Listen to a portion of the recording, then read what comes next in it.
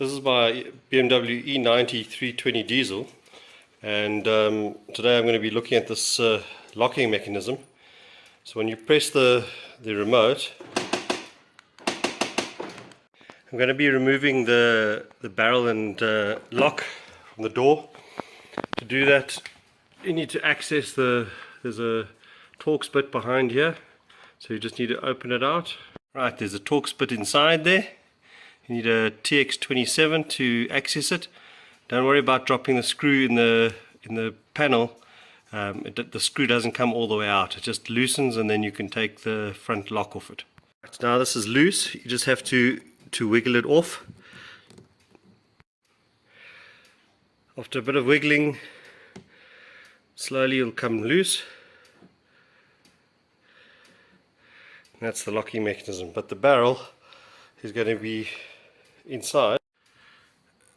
This part has disconnected from here. That's why it's broken. That's why the door's not unlocking.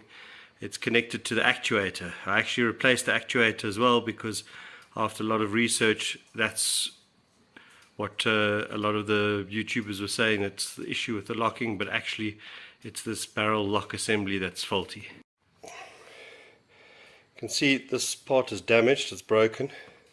This is the replacement part for it, so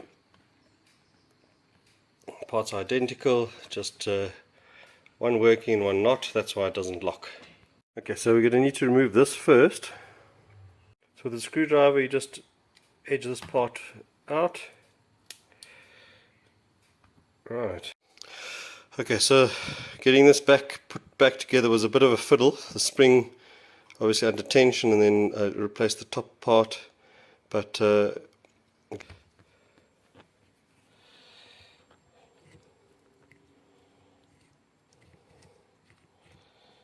let's try and install. Yeah, the lock's put back. Now time for the test. Perfect.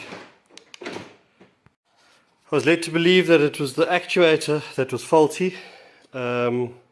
So I did it's the door locking mechanism. That's where, if you have a look in here, it's in this section here. It's the door actuator.